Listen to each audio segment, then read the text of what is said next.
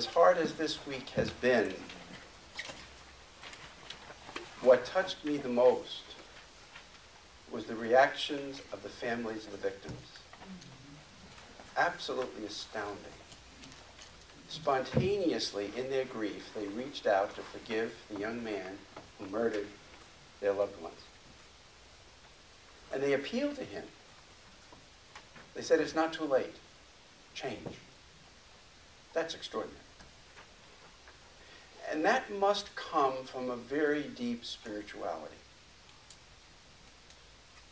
It came from something deep in them. And though they have suffered over the centuries, though that church was burned to the ground 150 years ago for struggling for freedom, they really live for justice and for forgiveness. They are extraordinary human beings. Absolutely extraordinary.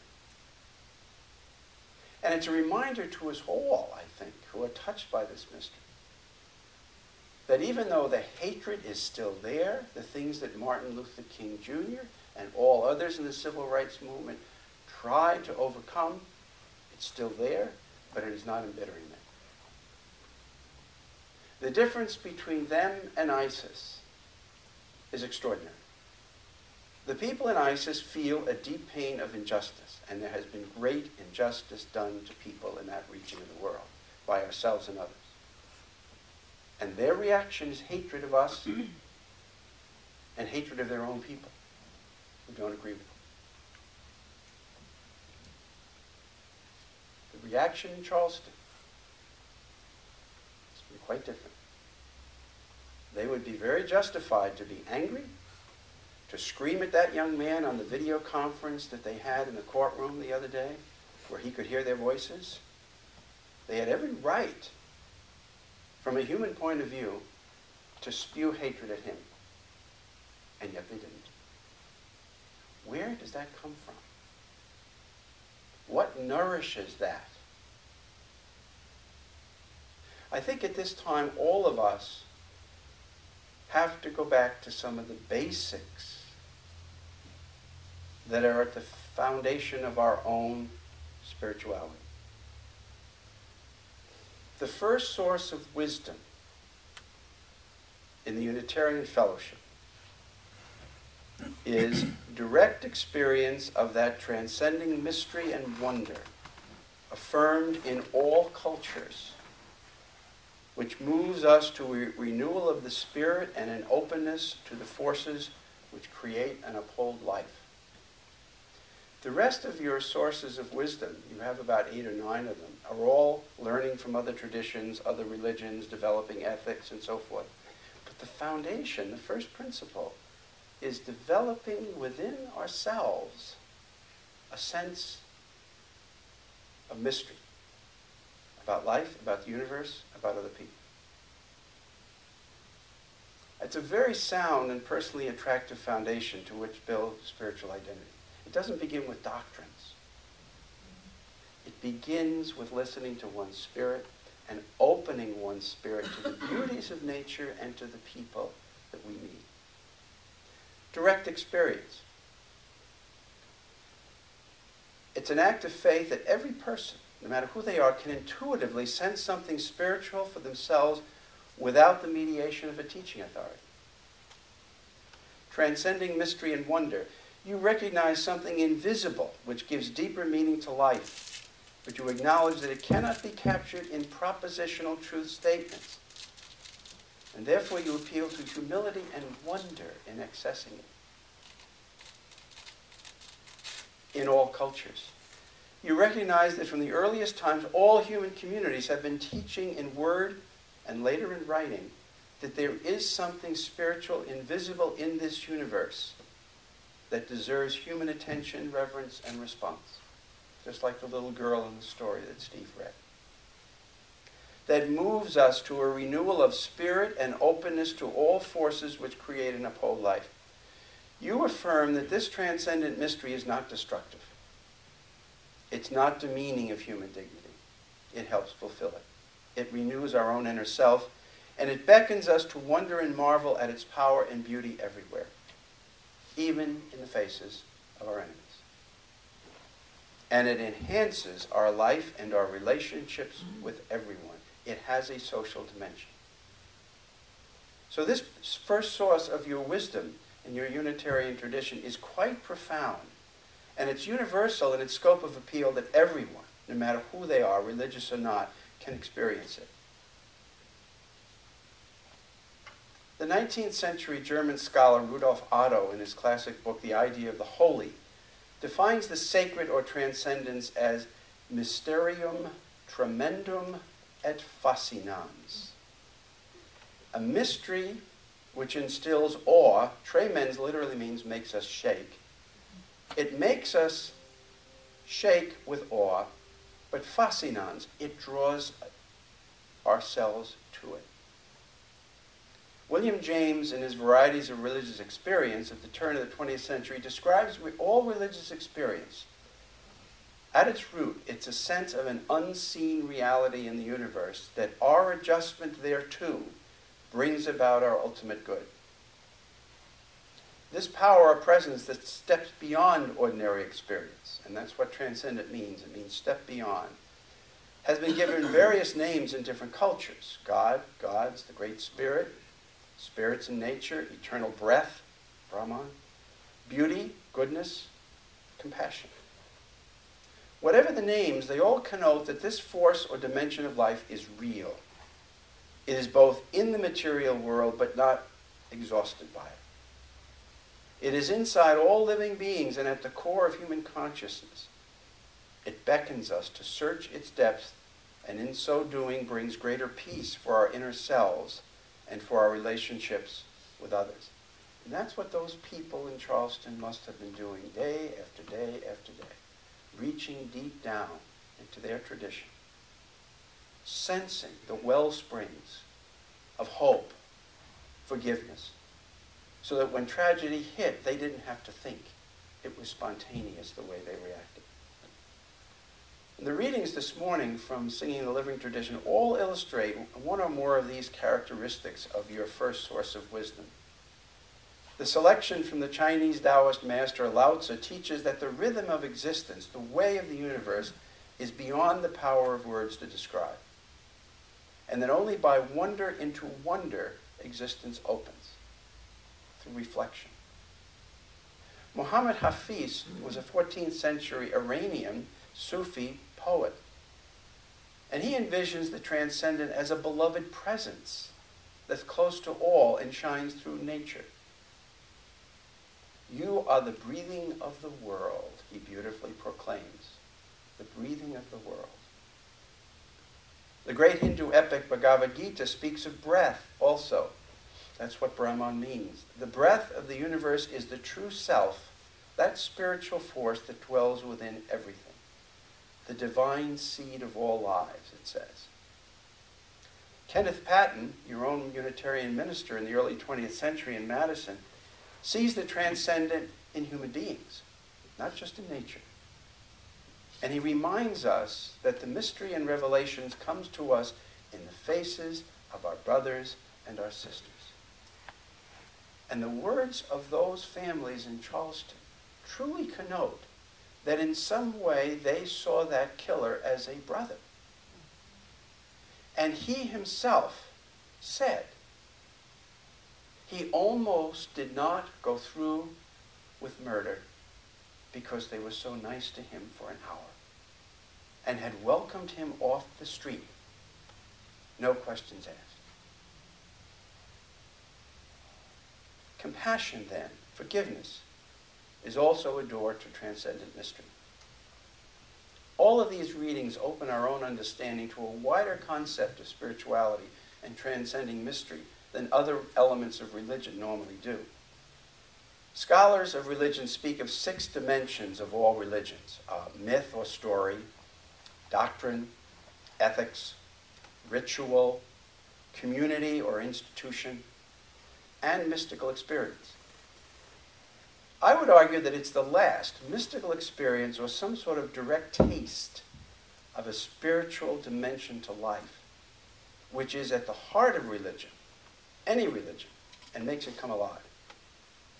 Without this dimension, the others can be easily wither and lose their meaning. Why are people walking away from organized religion today?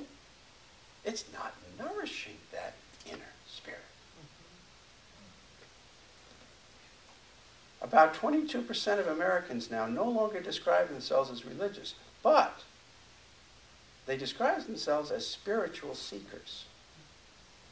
I think one reason is because the houses of worship in America have really lost this ability to nourish what you see as the foundation of your community, a sense of transcending wonder that you develop individually and communally with one another. Community churches, including megachurches, are growing all over the country today. They are the fastest growing communities. As I came in from Ripon, I looked to the left, and that community church is jammed. There must be hundreds of cars there this morning. Good.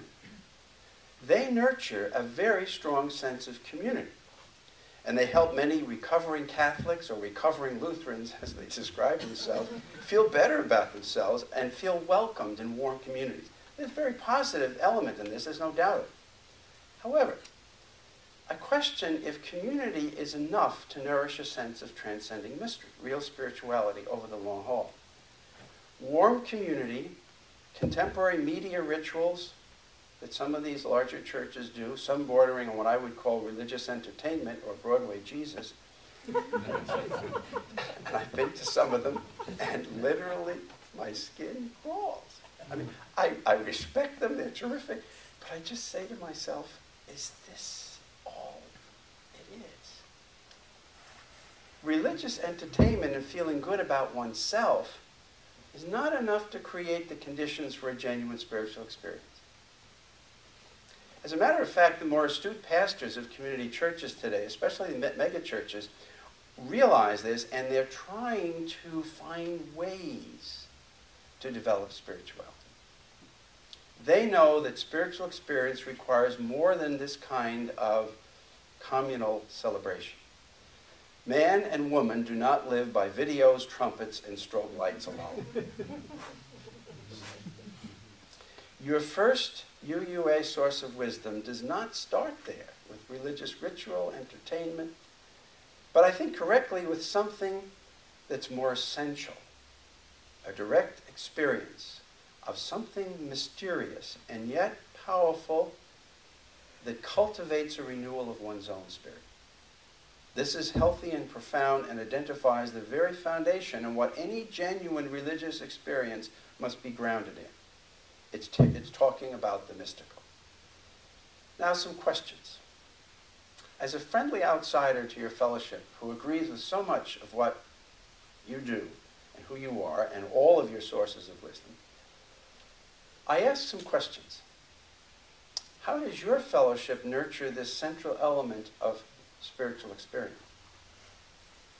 Many of you are nourished here by the honest, open dialogue about important public issues of our time.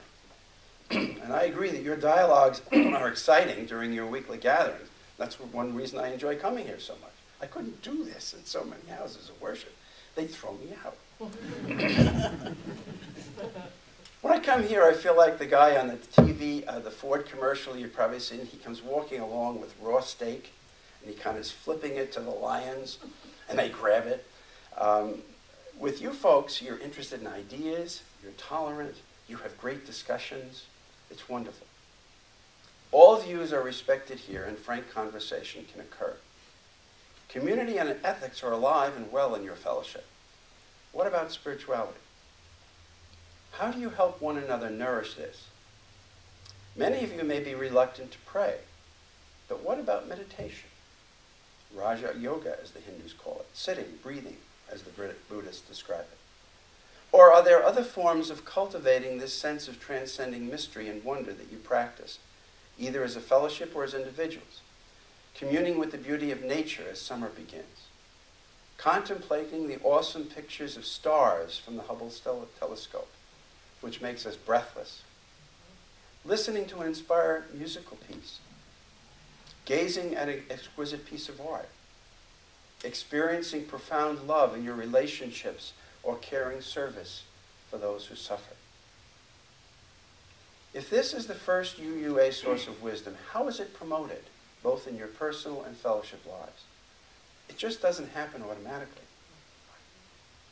I come from the Jesuit Catholic tradition, and it continues to nourish my spirituality, but I have to work at it. I was taught in the seminary many years ago that in the daily routine of life, I had to set aside some times for silence, to listen. I even had the privilege of making a Zen Christian retreat many years ago with a Jesuit priest friend of mine who had spent several years in Japan, and who found the sitting, breathing in silence an important support to deepening his spiritual life. I benefited from his guidance in his practice for 8 days. Now I try to start each day with some quiet reflection on a scriptural passage, and then let it try to seep into my spirit. The Jesuits taught me that the importance of what they call the contemplation in action, which means carrying the impact of one's morning reflection into the busy routine of the rest of the day. By being sensitive to what's going on around me, and being aware of a transcendent presence. This is what the Buddhists call mindfulness. Being sensitive to just the faces of people, the rhythms around. To develop that, you have to develop first the sensitivity, the awareness, the spirituality. And that will then guide how we relate to the people we meet in life. I'm also nourished by the mystery and beauty of Catholic ritual, particularly the Eastern Orthodox ritual, which is magnificent. When done well, a liturgy opens the window on the transcendent and puts it into a spiritual perspective. And then the many responsibilities I have as husband, father, teacher, colleague can be nourished by that as well. But let's face it, our culture hates this stuff. We're constantly bombarded with messages from consumer capitalists and political charlatans who only want a dollar or a vote. And they appeal every day to some of our base instincts, greed, lust, and fear. These pressures that are coming at us every day in our culture are antithetical to nourishing a direct experience of transcending mystery and wonder, which is essential to any genuine spiritual life. So all of us, regardless of our religious or non-religious affiliation, any human being who wants to develop and maintain an experience of transcending mystery and wonder in life has to work at it daily, or it will easily disappear from our lives. So let us support one another in cultivating this most important source of your wisdom in our daily lives. Thank you. Your reactions, your thoughts.